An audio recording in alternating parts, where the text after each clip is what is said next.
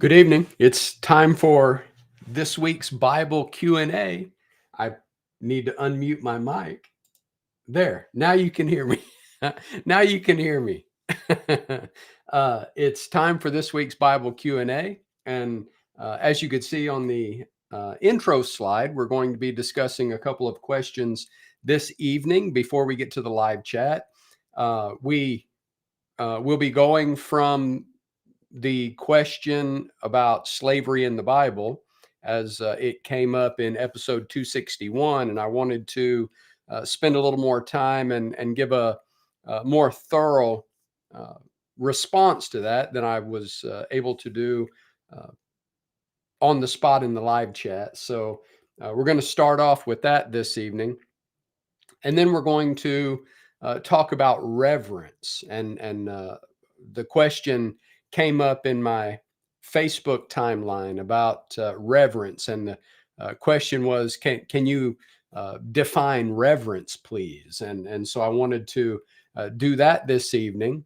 And then we'll go to the live chat. So while we're discussing slavery in the Bible and while we're giving that biblical definition of reverence, then I encourage you to jump in the live chat so that when we're finished with that discussion, those two questions that we're starting out with, we'll go to the live chat and we'll discuss your live questions and comments after we've covered those two questions. So while you're watching, be active in the live chat. Okay. Thanks for joining us for Bible Q&A this evening.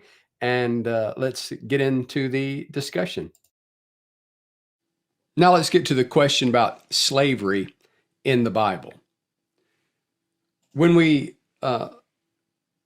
encounter this common tactic used by skeptics, as we saw in episode 291 of Bible Q&A, there's a couple of particular passages that the skeptics like to use to try to create doubt with people about the validity of the Bible or even the character of the God of the Bible, saying that if the God of the Bible condones slavery, condones the beating of slaves, then the God of the Bible is immoral.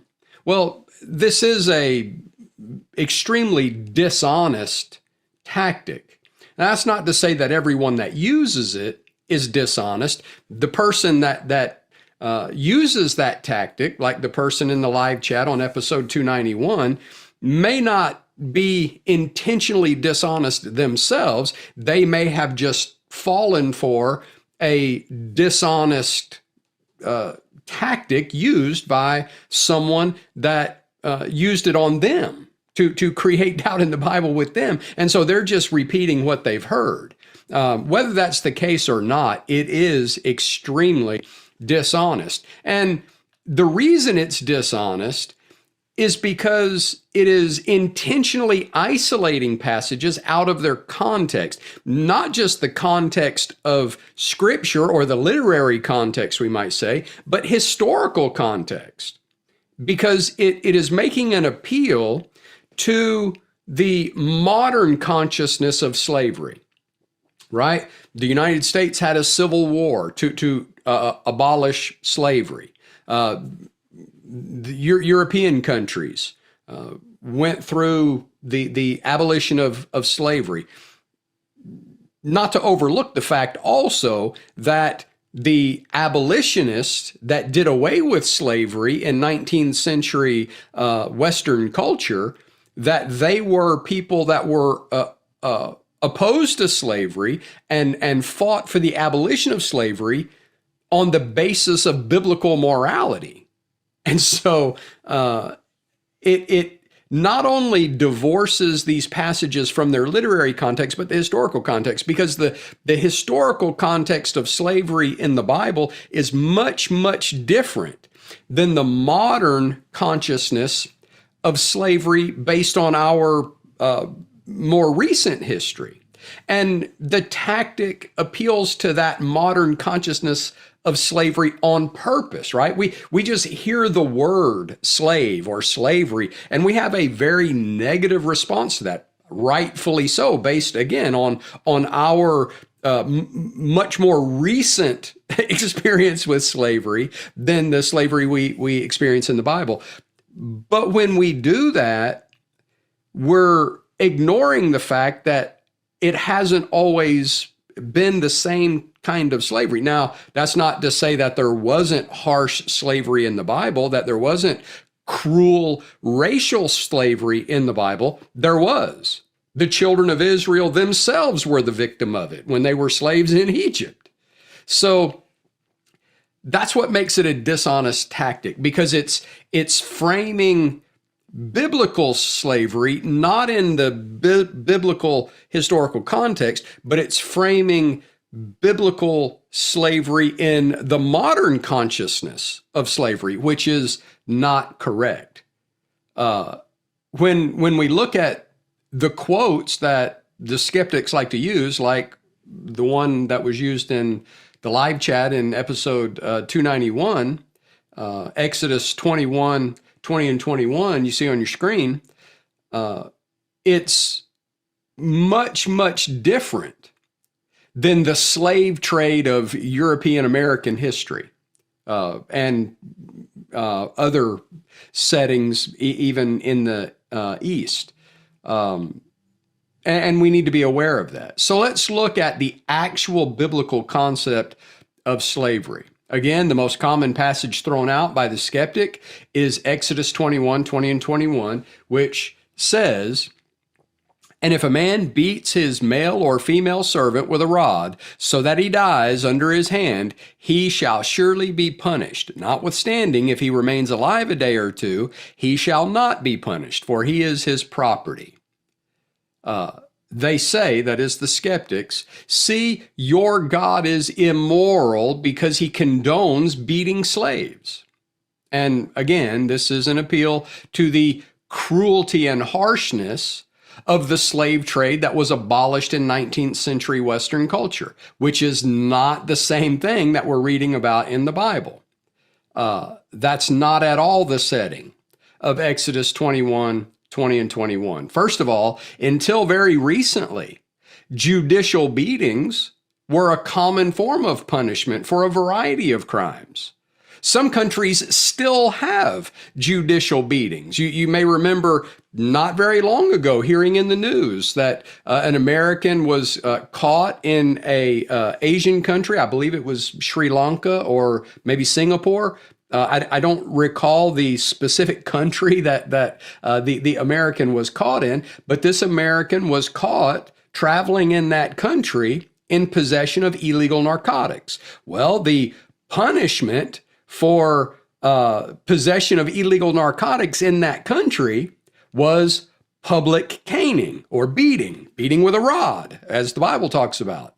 It was a common form of punishment globally, even in America until, fairly recently, and is even still used in some countries today. But that Americans were in an uproar about this American tourist that was publicly caned in this Asian country. But that was the punishment for the crime. It was a judicial punishment. Now, we may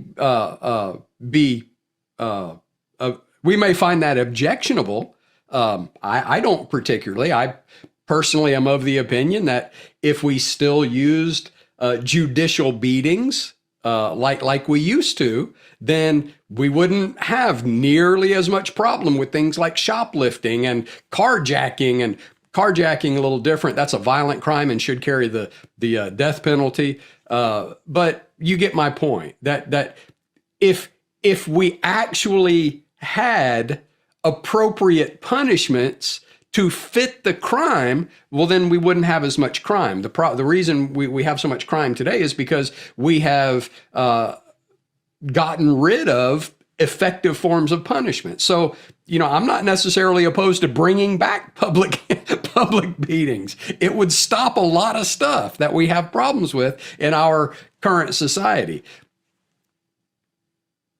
But when we read this passage about the beating of a slave, well, we think in our modern concept of slavery, of the kind of, cruel, severe lashings that people received at the hands of cruel, racist slave traders. Very immoral, very wrong, rightfully abolished, and certainly something that we pray this world never sees again. There are still places in the world where it continues, but not openly like it used to. So, this in Exodus 21, 20 and 21 is not that.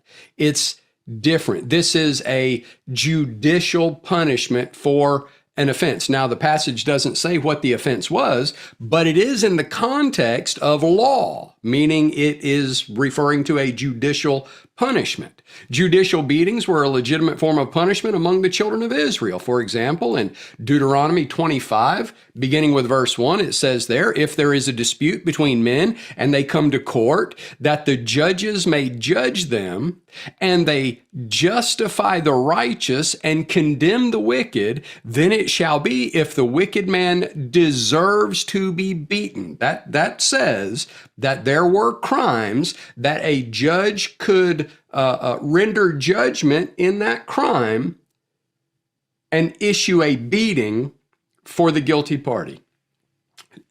If the wicked man deserves to be beaten, that the judge will cause him to lie down and be beaten in his presence according to his guilt, right? The beating was to fit the severity of the crime.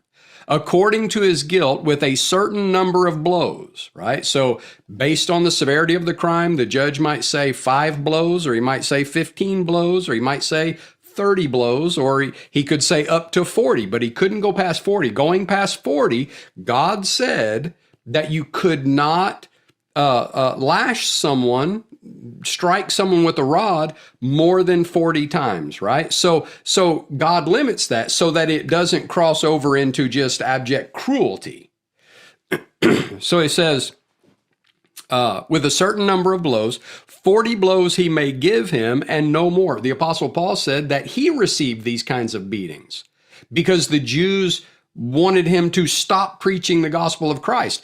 In Acts chapter 5, I just posted Acts chapter, the second part of Acts chapter 5, where we're studying through Acts, and it refers to the apostles being beaten there at the end of Acts chapter 5. Well, they were beaten at the order of the governing council of the Jews. So it was ordered by a judge. Now, was it just? No, because they were rejecting the transition from Judaism to Christianity. And so they were in a position of authority to charge the apostles with a crime deserving of beating. But they should have known that what the apostles were doing was the progression of God's will. And they were, as Gamaliel said, they were fighting against God. So, but the point is, we see this being used in Israel. And here's the law for it right here. It was a judicial beating. It was the punishment for a crime. We see in Proverbs chapter 19 and verse 29, judgments are prepared for scoffers and beatings for the backs of fools. So, someone foolishly breaking the law could get beat, could have a beating issued for their guilt. In Luke chapter 12, beginning with verse 41, Jesus in this parable of the faithful steward talks about a wicked steward being deserving of beatings. Look down at verse 47.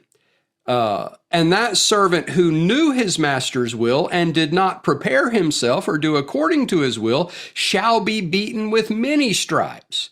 But he who did not know yet committed things deserving of stripes, right? So he didn't know that he was breaking his master's will, but he did. And his violation was something that was deserving of stripes. That is, he did something wrong. It's not as bad as the other one who did it intentionally, right? And that's the point here, is intent.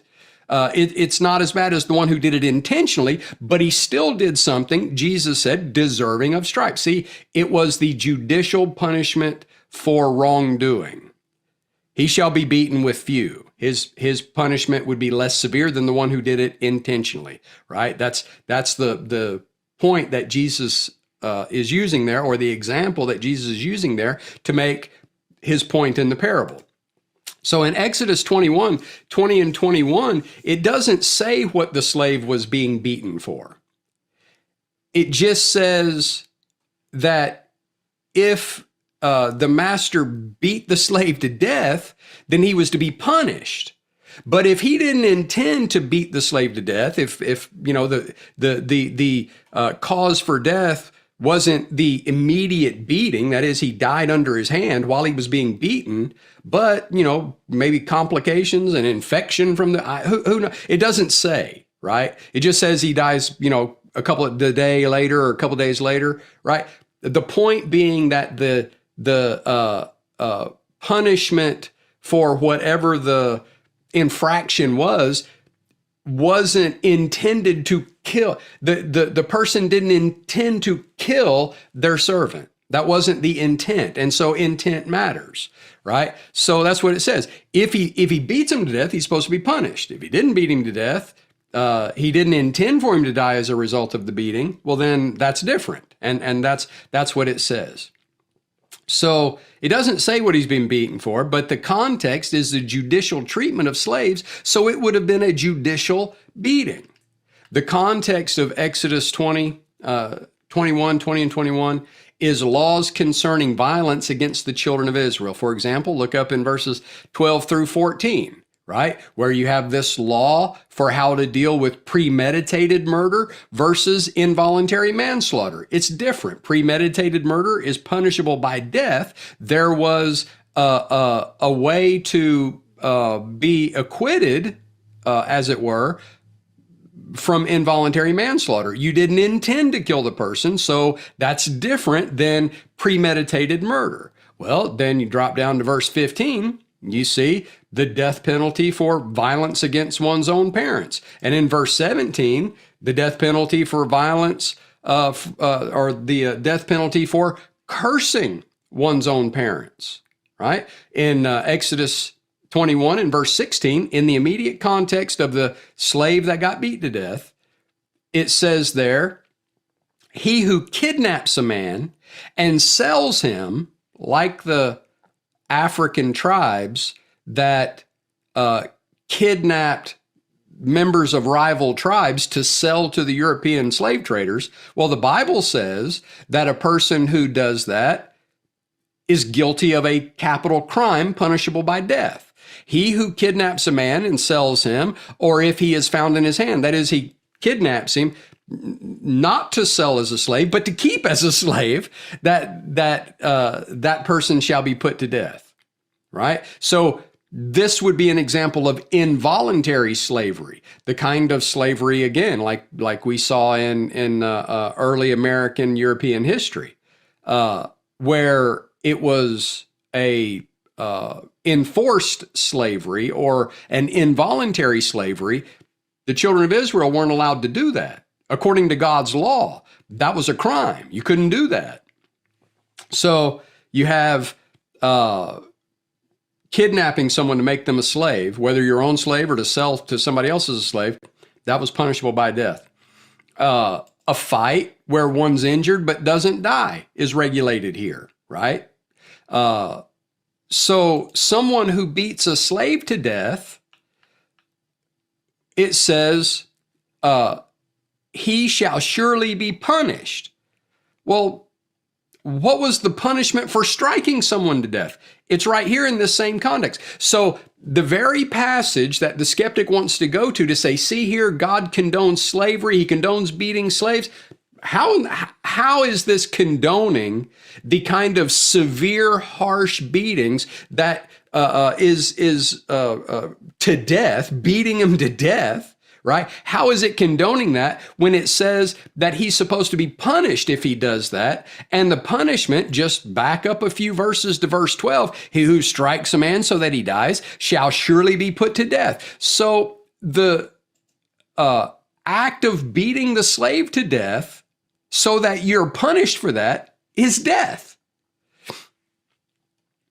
If the slave didn't die from the immediate beating, but did die a couple of days later, then it's obvious the owner didn't intend to beat the slave to death.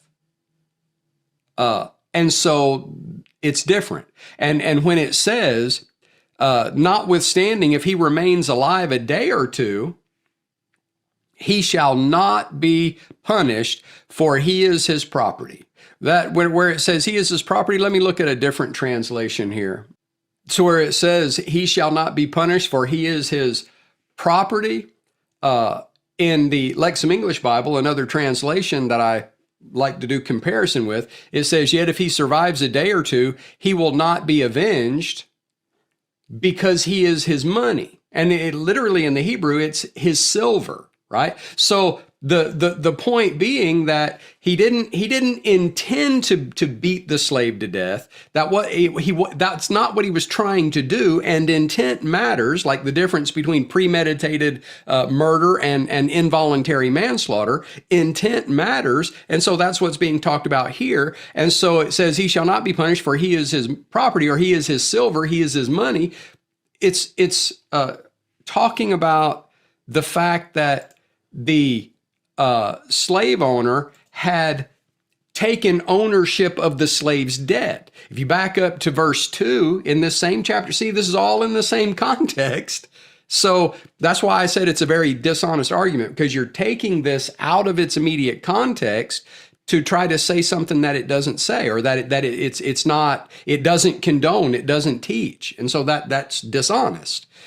But if you look back up at the kind of exchange that took place, that this person was in a position of servitude to another person to begin with. It says there, if you buy a Hebrew servant, so obviously this isn't racial slavery because it's their own people. And what was it for? It was actually for their good, for their livelihood, because they had become destitute and they needed someone to provide for their livelihood. Now, if you're providing for someone's livelihood, like an employer, and the person that is being provided for in exchange for services rendered doesn't do those services, well, then what is your recourse for that? Well, in our modern culture, it's fire. You fire them and hire somebody else. Well, that wasn't an option here. So that person would have had to have been disciplined. Maybe that's what's under consideration when it's talking about beating the slave, because that was a legitimate form of punishment for wrongdoing. So it says, if you buy a Hebrew servant, he shall serve 6 years, and in the 7th he shall go free and pay nothing. If he comes in by himself, he shall go out by himself. If he comes in married, then his wife shall go out with him, right? So he goes out in the state he came in. If his master has given him a wife, and she has borne him sons or daughters, the wife and her children shall be her master's, and he shall go out by himself. Now, people look at that and they say, oh, that's so immoral. But think about that, okay? The woman is being provided for, having a lifestyle provided for her. The longest period of time that she would have to serve would be 6 years, because in the year of Jubilee, they were supposed to be set free. So we might say this is a period of time where somebody's helping her get back on her feet by providing, or typically her family. It's her family would sell, her father would sell a daughter into servitude so that, to provide a livelihood for the family. But regardless of the situation, it could only be for 6 years. In the year of Jubilee, they were supposed to be set free. Okay, so this woman comes into the servitude for her family to be provided a livelihood. She finds a man that is going to be released very soon and marries him. And then she doesn't have to do her full term of servitude. she gets, released with him. Well, that would be unjust to the person providing the livelihood. And so that's addressing a situation like that. If his master has given him a wife and she has borne him sons or daughters, the wife and her children shall be her master's, and he shall go out by himself. But if the servant plainly says, I love my master, my wife, and my children, I will not go out free, then his master shall bring him to the judges. He shall also bring him to the door or to the doorpost, and his master shall pierce his ear with an awl, and he shall serve him forever. So that was voluntary. He could go out and wait for his wife to be released and then come and join him, or he could stay there with his wife. When his wife got released, he could go out with her. So it's a much different setting than what the skeptic is trying to convey when they say that God was being immoral in the allowing of beating of slaves. Well, it wasn't just the beating of slaves, as we've seen. It was the beating of people who committed crimes. Deuteronomy 15:15 says, you shall remember that you were a slave in the land of Egypt. So these were laws. When God gave these laws regulating, when God gave laws regulating slavery, it was in the historical context of a pre-existing condition that God's own people had suffered. They had been slaves in Egypt. Now, if you want to see the biblical record of harsh, cruel slavery, much more like slavery in the 16th to 19th century early American European history, well, then you could look at the kind of slavery that was inflicted on the children of Israel themselves, that God delivered them from. Because Pharaoh said that, there's too many of these Hebrews, and we need to cut their numbers down. So let's start killing their male children. Let's start throwing their male children in the river. Right?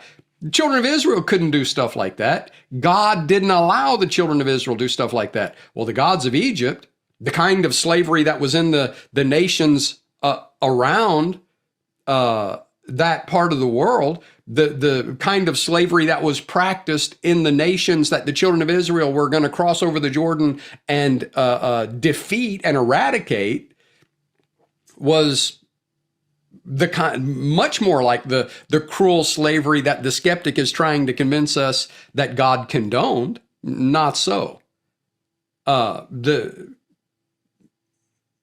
Egyptian slavery, they could kill the Hebrews just at Pharaoh's command.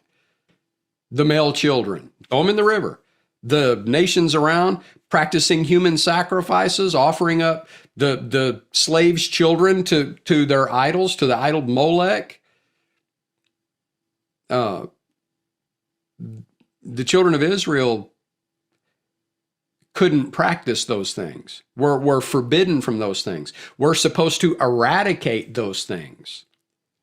So that we even have examples of people from those other nations coming and basically begging the children of Israel to take them as slaves, because their slaves were treated like people rather than like cattle. Right. And so, this argument from skeptics, like I said, is highly dishonest. It completely takes the biblical framework out of its historical setting and literary context to appeal to a modern consciousness of slavery, which is very, very different. So that's what the Bible says about slavery. If you're watching live, be sure to jump in the live chat and post your questions, comments now. We're going to be going to the live chat in just a little while. If you're watching the archive, then be sure to post your questions and comments in the comment section on this video, and we will respond to your questions and comments in a future episode of Bible Q&A.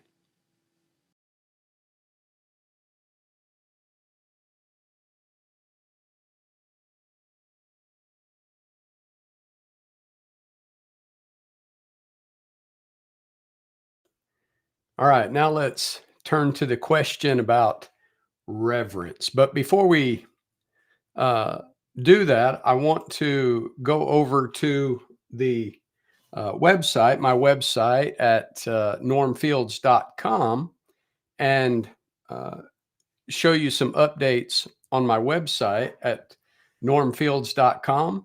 I just posted Sunday's material there, what I had preached yesterday, the Bible class, Norm's Notes on Acts chapter 6, has been posted. And if you go to normfields.com, you can get the video of Sunday morning's Bible class along with the class handout. And soon I'll be posting the teaching outlines. I haven't started posting the teaching outlines yet. The teaching outline is there for Acts chapter 1 and Acts chapter 2. So I need to get caught up on those. I'm holding those back for the moment, and I'll be posting those soon. But the video is there, and if you've been following along with the Norm's Notes on Acts Bible study, then you'll recall that it's being taught in two parts: the Sunday morning Bible class and the Wednesday evening Bible class. Well, of course, Wednesday evening hasn't happened yet, so that'll be posted there when that's done. But if you look at the category, if I can find it, Norm's Notes on Acts, then you can go back all the way to Acts chapter 1, Norm's Notes on Acts Introduction, and going on from chapter 1. And like I said, the Bible class videos are there. Acts chapter 1 only had one class because it happened on a fifth Sunday, and I don't preach on the fifth Sundays. So that following Wednesday was the Acts chapter 2 Bible class. So Acts chapter 1 is a little different, but there's the class handout for chapter 1 and all the way up to chapter 6 now. And then, of course, the sermons being posted. Each chapter has 2 sermons.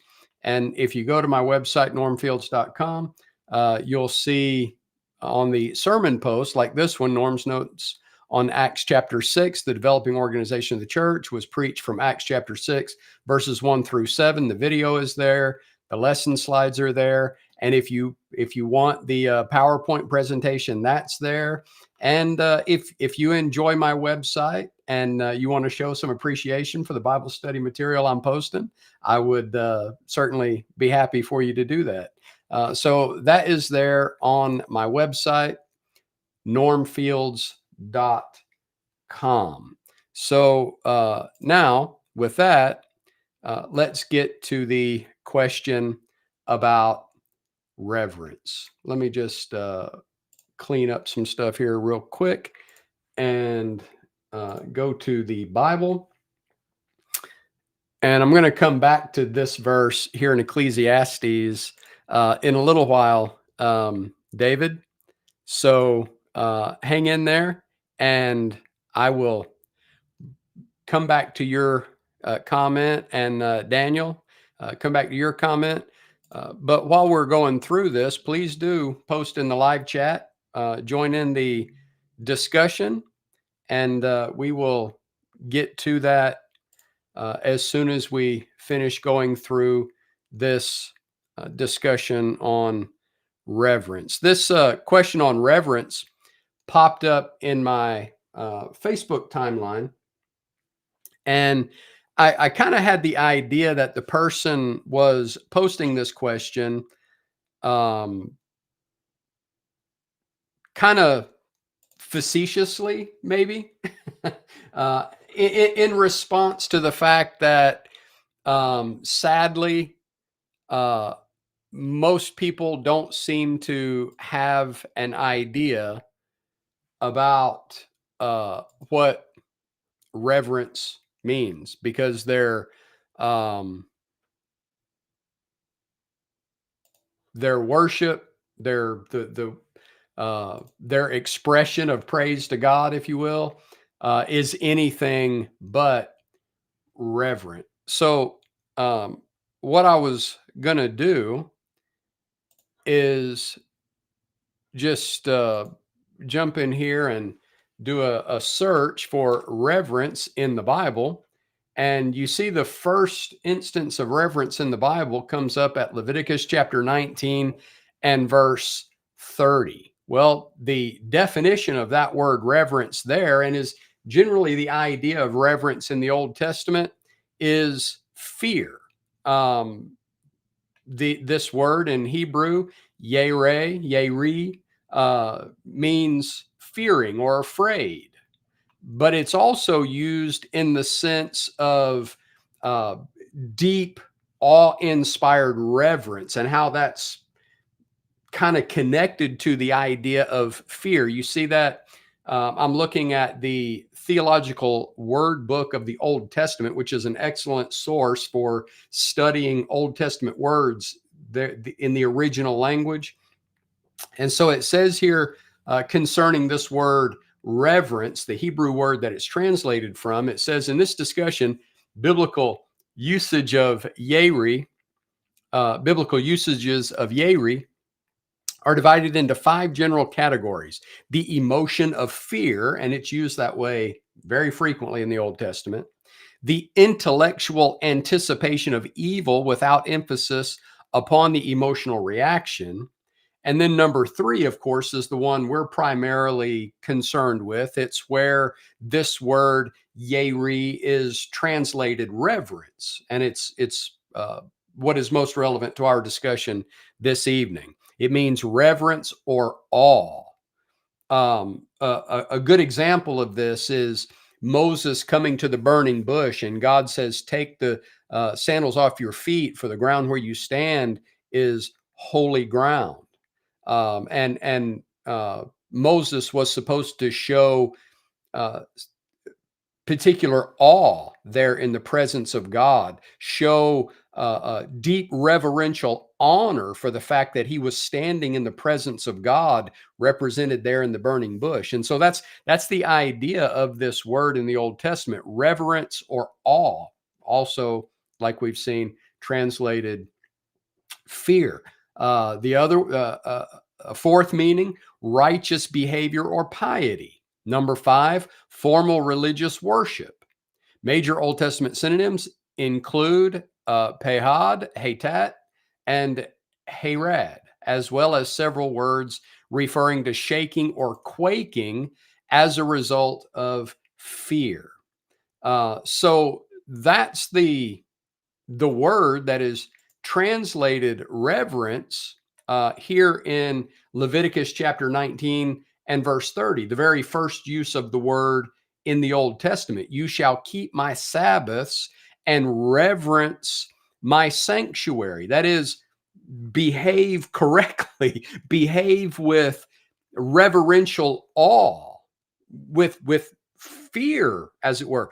You know, it's what's really interesting about this word being connected to the idea of fear um, is uh, that when you're afraid of something, right? When you're for example, approaching the edge of a cliff and you're afraid, you approach that very, very carefully.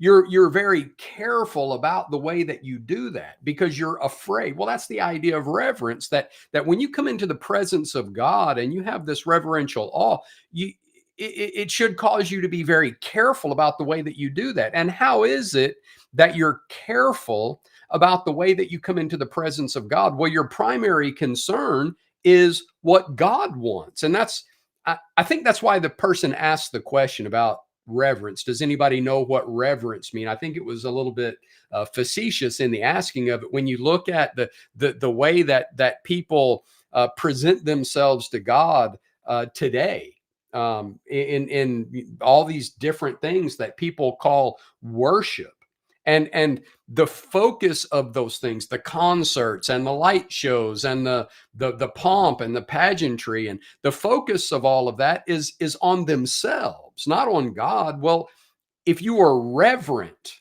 of God, if you had reverence for God, well, then you would be very careful to not focus so much attention on yourself, but to focus your attention on God.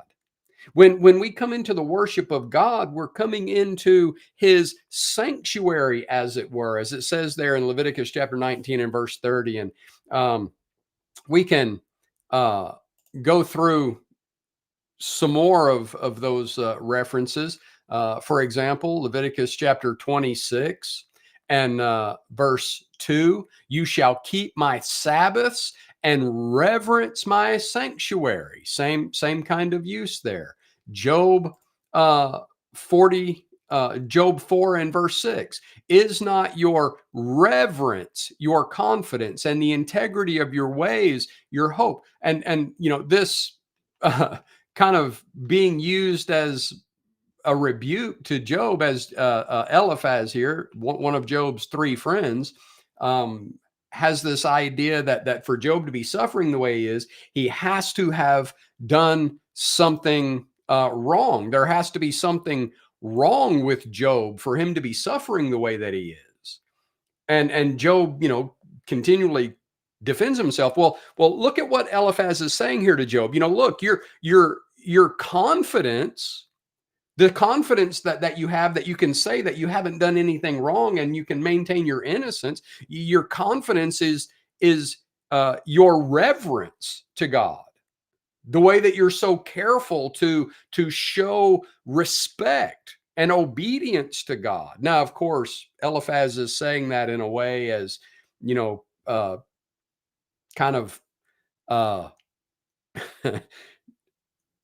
I'm not sure how to express it exactly, but he's kind of facetiously, I guess, because Job's three friends are maintaining you have to have done something wicked for God to be punishing you the way that he is. Well, that's one of the things that we get from Job, is that good people suffer because we live in a sin sick world. Good people suffer at the hands of the devil, not because God is punishing them for some wickedness. But that's what Job's three friends thought. Well, this is kind of being thrown at Job. Look, oh, you're so confident that you haven't done anything wrong because of your reverence to God. So obviously Job was characterized as having reverence for God, as someone who was afraid of offending God, as that word yere or yere means fear. So it's not until we get over to 1 Timothy chapter 2 and verse 2 that we see the first instance of a Greek word translated reverence. And it's interesting here, the word that's translated reverence, here, let me back up to verse 1.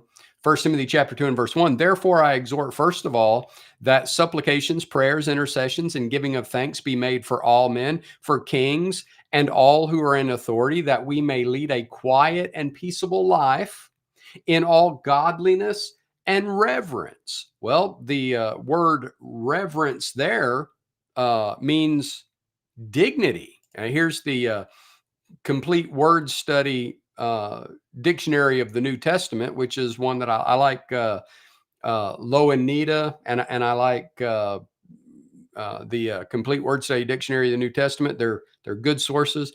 And let me just make sure I got it on the right word. Simnotes. Let's see what I got open here. Is it simnotes? So it means decency, dignity, seriousness, right? So again, that's why I think the person who posted it in their Facebook feed, where it popped up in my Facebook timeline, was kind of making a facetious comment about these displays of so-called worship to God that are anything but serious, that are anything but dignified. They look more like concerts or parties or pep rallies than they do worship services. God's worship is supposed to be decent. The definition of this word as decency, isn't that what Paul said over in 1 Corinthians 14 when he says at the end of that chapter, talking about the abuse of the spiritual gifts. And he says, therefore, brethren, in 1 Corinthians 14 and verse 39, therefore, brethren, desire earnestly to prophesy and do not forbid to speak with tongues. Let all things be done decently and in order. Decently and in order. And this is in specific context of the first century worship service where they were exercising spiritual gifts. Paul certainly did not condone what the so-called Pentecostals today are doing. They claim that they have these spiritual gifts that they don't have because those spiritual gifts came to an end in this very context. In 1 Corinthians chapter 13 and verse 10, the Apostle Paul said that these gifts that the Pentecostals claim that they still have would come to an end. So Paul was rebuking the abuse of spiritual gifts in the first century church, and he said, let all things be done decently and in order. Well, that's connected to this idea of reverence. The word reverence here means dignified. We could say Paul's saying here that we're praying for those in rulership, those in positions of authority, like our government leaders, where he says, therefore, I exhort first of all that supplications, prayers, intercessions, and giving of thanks be made for all men, for kings and all who are in authority, that we may lead a quiet and peaceable life in all godliness and dignity. A dignified life or reverence, a life that is characterized with dignity, seriousness, right? Christians are supposed to be sober-minded, right? We're serious about the way that we live. We're living in a specific way, the way that God created us to live, the way that God commands us to live, and we're serious about it. That's the idea of reverence. And then there's also in 1 Timothy chapter 3 and verse 4, it's the same word here, semnotes, where I'm going to go back to 1 Timothy chapter 3 and verse 1, where he says, this is a faithful saying, if a man desires the position of a bishop, he desires a good work. A bishop then must be blameless, the husband of one wife, temperate, sober-minded, of good behavior, hospitable, able to teach, not given to wine, not violent, not greedy for money, but gentle, not quarrelsome, not covetous, one who rules his own house well, having his children in submission with all reverence, dignity, seriousness. They have respect for their father, the one who is to be qualified as an elder. They have respect for God. They're serious about the Christian life. They're dignified in the Christian life, right? For if a man does not know how to rule his own house, how will he take care of the church of God? Not a novice, left being puffed up with pride, he fall into the same condemnation as the devil. Moreover, he must have a good testimony among those who are outside, lest he fall into reproach and the snare of the devil. So that's that idea of reverence. It's dignity, it's seriousness, it's sobriety, right? Now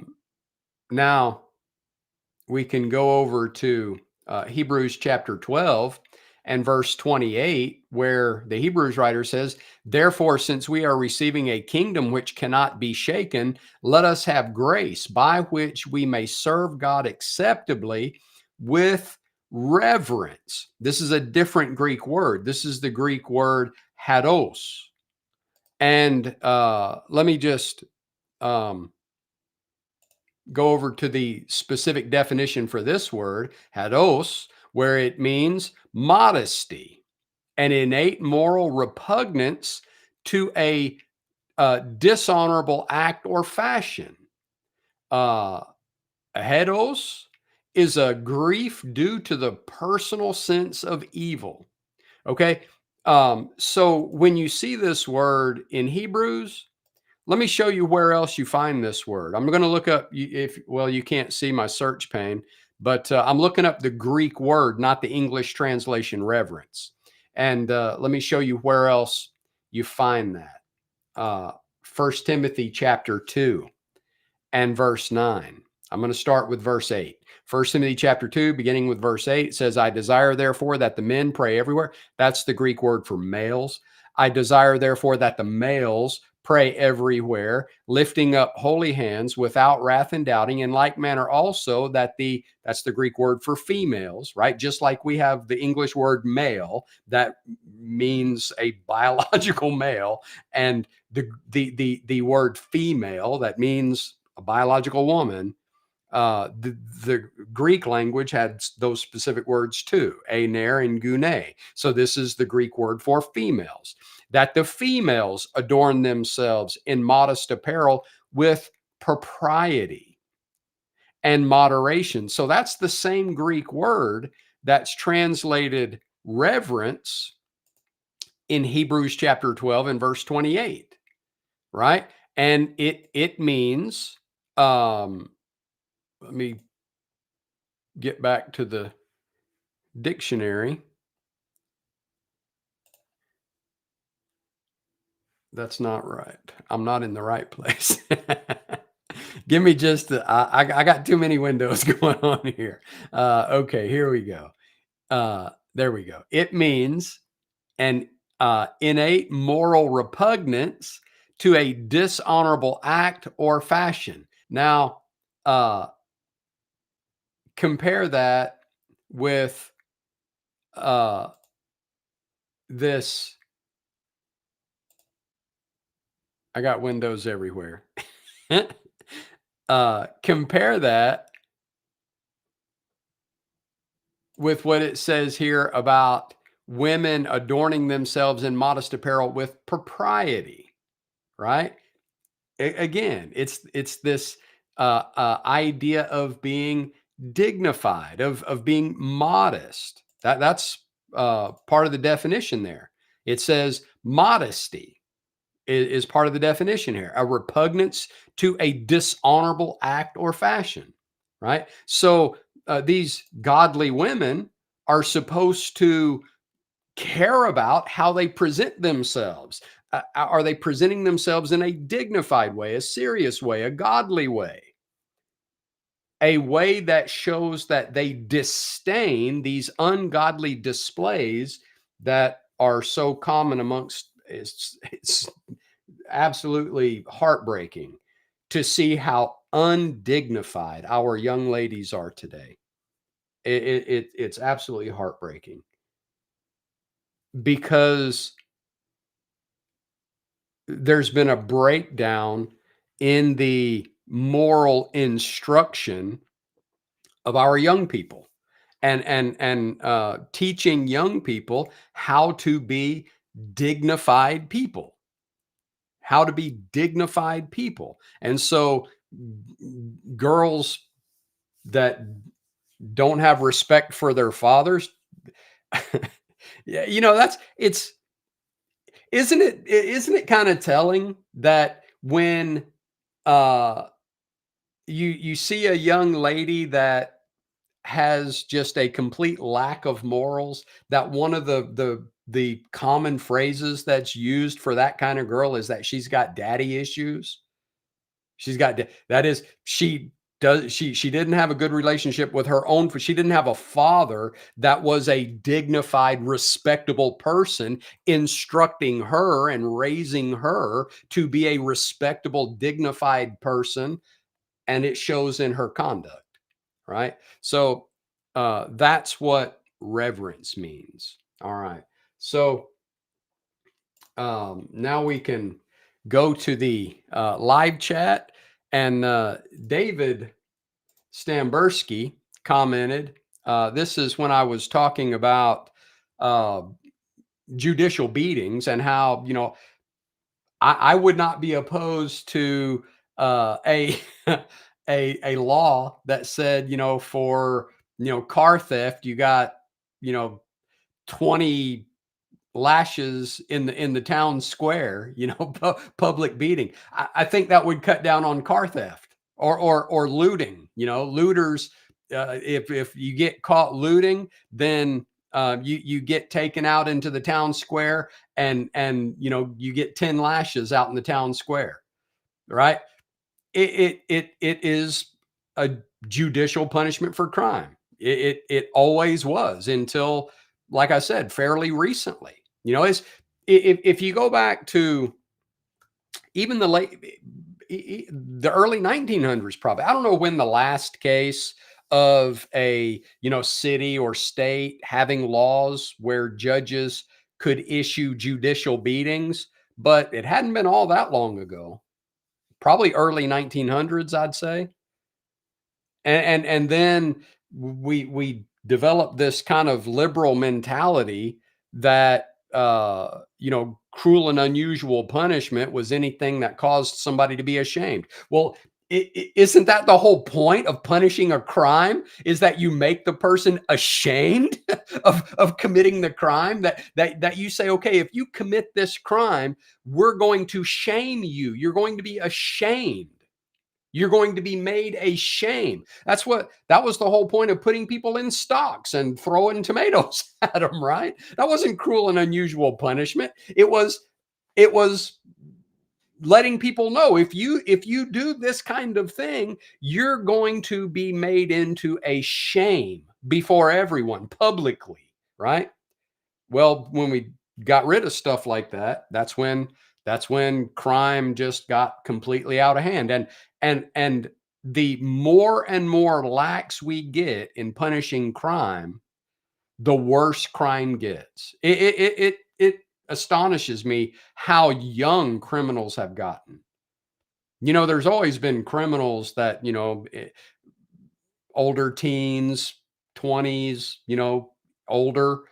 But now it's, 10, 11, 12 years old, hardened criminals. It's because we have stopped punishing crime. There's one passage in particular that I like to go to in this respect, in Ecclesiastes chapter 8, beginning with verse 11, where Solomon writes there, because the sentence against an evil work is not executed speedily. Look at that, speedily, right? That means when the judge pronounces the guilt in the court, depending on the severity of the punishment, I would say. I mean, if you're talking about, taking somebody out and whipping them publicly, then, when the judge pronounces guilt, the deputies, bailiffs, whoever, should take them outside the courthouse at that time, tie them to the lashing pole, as it were, and beat them. Do it speedily. If you get pronounced guilty for this, you're going to get a beating, right? Now, if you're talking about the death penalty or something like that, okay, a couple of weeks to get things in order, or to make an appeal to try to say, oh, look, wait, this I want to get another judge to give a second opinion. Or, even if you were to say, okay, for things like the death penalty, which is serious, things like the death penalty, uh, if one jury finds somebody guilty of a crime punishable by death, then you automatically get a second jury to see if the two juries agree. If the second jury doesn't agree with the first jury, you get a third jury, and the third jury agrees with the first jury that you're deserving of death. Okay, time to die. The third jury agree with the second jury that you're not deserving of death. Okay, then you go to prison, or what have you. But it shouldn't be people sitting on death row for 20, 30 years before the execution is actually carried out. That is not a deterrent for crime. Solomon said, because the sentence against an evil work is not executed speedily, therefore the heart of the sons of men is fully set in them to do evil. So, our current judicial system has strayed very far from the biblical foundations upon which it was based. And there's that's a fact. It's a fact that the U.S. judicial system and the British judicial system that it came out of. I think it's Black's Commentaries on the Law or something like that. That was the standard for the legal profession in Great Britain. That was followed when our founders developed our legal system. Uh, Quotes from the Bible extensively. There's parts of the books of the Bible that you could completely reproduce just from the quotes. And like I said, I may be calling the name wrong. I think it's Black's Commentaries on the Law. Maybe Stone's commentary. I think it's Black's Commentaries on the Law. But there's extensive quotations from the Bible in that, where that judicial system was based on biblical principles. Without a doubt, when studies have been done on the quotations used by our founders in our founding documents, it's in the 95% range of quotations from the Bible, allusions to the Bible, references to the Bible. There's no question that our legal system is based on the Bible. Our decentralized authorities, go back to Moses and the advice from Jethro that, you need a tiered structure so that, you don't have one person or one court, as it were, judging every little thing. No, you need minor courts and superior courts and supreme courts. And that's the advice that Jethro gave Moses. It's the basis for our legal system. And we have strayed very, very far from that. Because the sentence against an evil work is not executed speedily, therefore the heart of the sons of men is fully set in them to do evil. The punishment for a crime has to fit the crime. If you committed a crime that put other people's lives in danger, you committed a violent crime where people could have been killed, whether they were killed or not, you forfeit your life. If you commit a crime that defrauds people, that injures people, the punishment should fit the crime. And sometimes that punishment should be beating. I don't have any problem with people getting beat for committing crimes. So, David, you're absolutely right. That is why crime is out of hand. It's just not being punished at all, especially in Democrat states. That's a fact. That's a fact. All right. Hello, Daniel Hernandez. I appreciate your appreciation for the explanation of slavery in the Bible. And I believe that I did know that. You've posted before about being a member of the church in Texas. I don't know if you told me the name of the congregation. I'm assuming that's supposed to be Northside.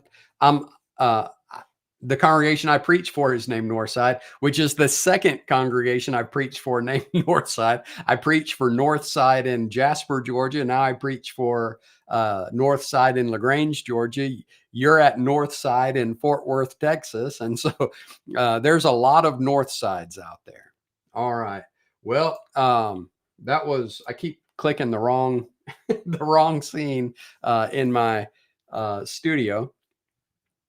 Well, that catches us up on the live chat. Let me go over and check on Rumble.